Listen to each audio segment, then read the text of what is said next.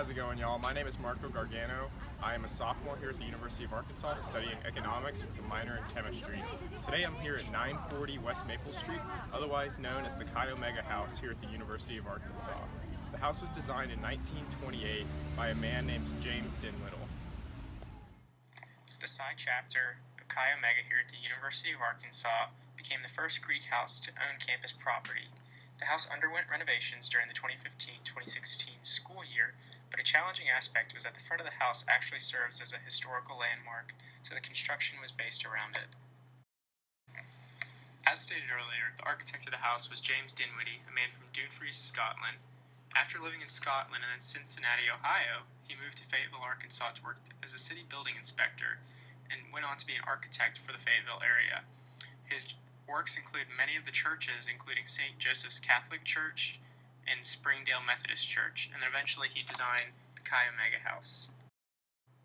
His perspective gives the illusion of even a bigger look to an already massive house. The walkway serves as a one-point perspective, and Dinwiddie uses the space that would normally be the vanishing point as his grand placement of the Chi O house. This perspective work, combined with the Doric columns that stand guard at the front of the house, gives an unparalleled sense of power and awe. While the house was nearly perfectly symmetrical, the new addition placed on the left side of the house takes a little bit of that symmetry off of balance. However, the textbook notes that straight lines are associated with righteous, honesty, and truth, and this correlates with the ideology of the sorority, as the architectural styles used almost all straight lines in the design of the house. This helps explain the use of nearly all geometric shapes from the windows to the walls. There are seemingly no biomorphic shapes. Chi Omega is a sorority comprised of all women, which can help us understand how the house is symbolic of the feminist ideology.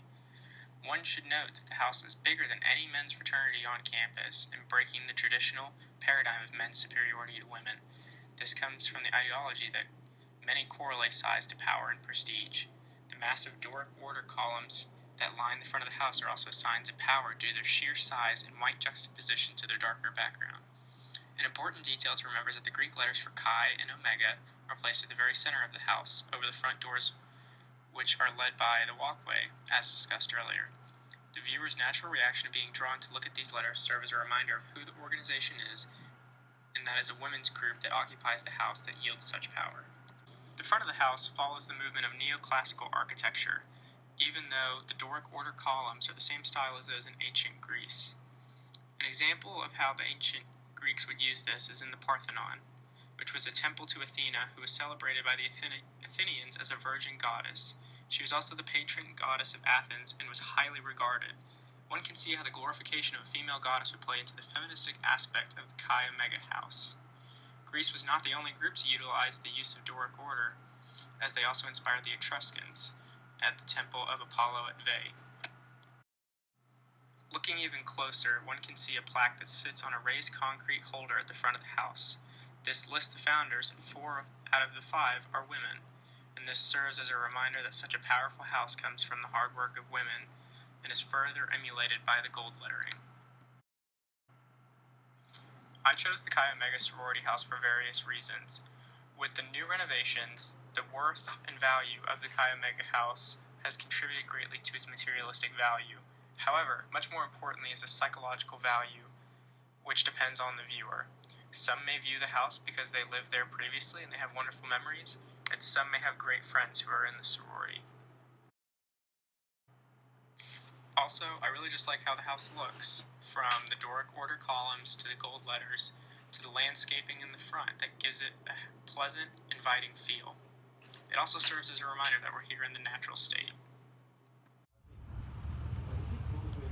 In comparison to all the other houses on campus for both sororities and fraternities, Chi Omega House seems to be the biggest, and it also just demands an essence of power that's unparalleled by any other house. But, like all the houses on campus, it's not about the architecture or about the design, it's about the fine ladies that call this place home. Chi Omega prides itself on rushing ladies of class, and I'm proud to call many of them my friends. Rush Chi O.